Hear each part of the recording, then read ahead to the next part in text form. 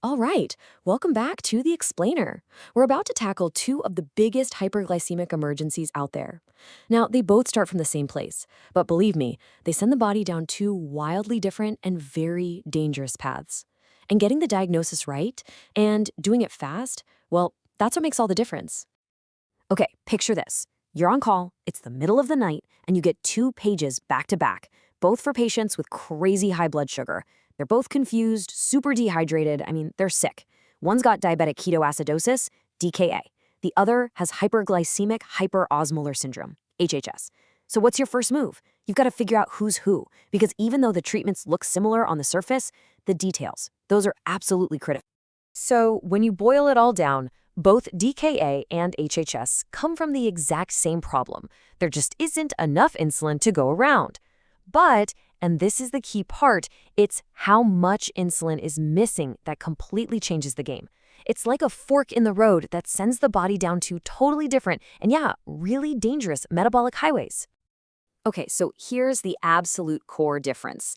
With DKA, you're looking at a near total, absolute lack of insulin. The body basically panics. It thinks it's starving to death, so it starts burning fat like there's no tomorrow. And the byproduct of all that? A flood of acid called ketones. Now, with HHS, it's a little different. There's just enough insulin floating around to stop that massive fat-burning party from starting. But it's not nearly enough to handle the sugar. So here's your takeaway. DKA is a crisis of acid. HHS is a crisis of extreme dehydration from all that sugar. And that fundamental difference in what's going on inside, well, it creates two totally different patient profiles. Who gets it and how fast it hits, those are usually your first big clues. You've really got to know these classic presentations, especially for your exams. Think of DTA as the fast and furious one. It usually hits younger folks with type 1 diabetes, and it comes on quick, often in less than a day. HHS, on the other hand, is the slow burn. It tends to sneak up on older patients with type 2 diabetes, developing over days, sometimes even weeks, as that blood sugar just keeps climbing and the dehydration gets worse and worse. But here's where it gets tricky. The symptoms, especially at first, can look almost exactly the same. In both conditions, that super high blood sugar turns the kidneys into a faucet, right? So you get that classic polyuria and polydipsia, tons of peeing, tons of thirst. And all that metabolic chaos, it leads to nausea, vomiting, confusion, and if you don't step in, both of these paths end in the same place, coma, and eventually, death. So if the symptoms can fool you, how in the world do you tell them apart for sure? Well, you have to look under the hood. You gotta get the labs. That's where the real story is, and it becomes crystal clear. Okay, this table right here, this is your holy grail for diagnosis. Let's just walk through it. Look at the DKA column. See that? pH is low, bicarbs in the tank, and the anion gap is wide open. That is the textbook signature of a metabolic acidosis, all thanks to those ketones. Now, let's look at HHS. The glucose, it's through the roof, right? Often way over 600. And the serum osmolality is just sky high. That's a measure of how concentrated the blood is, and it screams severe dehydration. But look at the pH. It's pretty much normal. You see? These numbers don't just hint at the diagnosis. They are the diagnosis. Okay, so we've got the diagnosis locked in. Now what? The treatment has to be fast, it has to be aggressive, and it's built on 3 pillars that you absolutely have to manage all at once. Pillar number 1, and it is always number 1, is fluids. I'm going to say it again. Fluids, fluids, fluids. These patients are incredibly dry. We're not talking a little dehydrated, we're talking a deficit of many, many liters of fluid. So your first job, before anything else, is to pour in the IV fluids to get their blood pressure up and get blood flowing to their organs again. And then, a little later on, once the insulin starts to kick in and the sugar drops, we'll actually add some sugar, dextrose, to the fluids. I know it sounds weird, but it's to keep us from crashing their blood sugar too low. All right, we've got the fluids running. It's time to start the insulin and get that sugar down, right? Hold on. Stop. Before you even think about starting that insulin drip, there is one single electrolyte you have to check. And if you get this wrong, you can literally kill your patient by causing a fatal arrhythmia. Do you know what it is? You got it. It's potassium. And here's the thing about potassium that can really trip you up. It's a total paradox.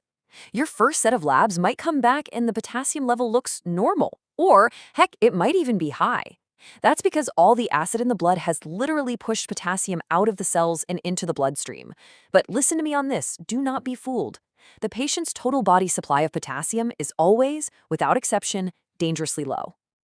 This right here is one of the most important rules in all of medicine. Seriously, I want you to burn this into your brain. If you start insulin when the potassium is low, that insulin is going to shove what little potassium is left in the blood right back into the cells. The serum level will absolutely plummet, and that can trigger a deadly heart rhythm. So, what's the rule? Potassium first, then insulin. No exceptions. Okay, so once you've confirmed that potassium is in a safe range, now we can move on to pillar 2, the insulin drip.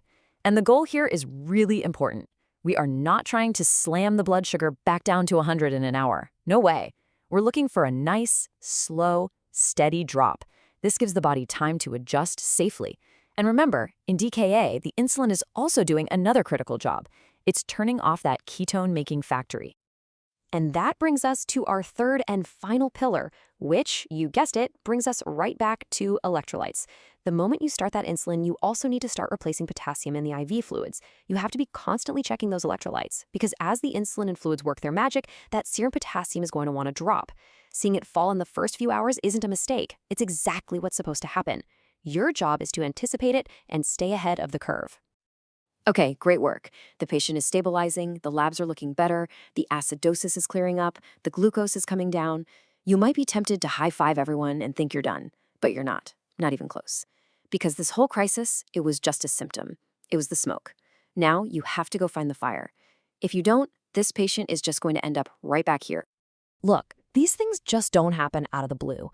There is almost always an underlying trigger that pushed the patient over the edge. You have to play detective here. The number one culprit is usually an infection. Think pneumonia, a UTI, something like that. But it could be anything that stresses the body. A quiet heart attack, a major surgery, even just not taking their insulin. Any of these things can crank up the body's need for insulin and tip a patient right into DKA or HHS. You absolutely have to find that trigger. And that brings us to the final, and honestly, the most important question you have to ask yourself. The crisis is under control, but what started it? Getting a handle on DKA and HHS is an amazing lesson in physiology, for sure. But being a great clinician, that means looking past the labs and the numbers on the monitor. It means always asking, why did this happen?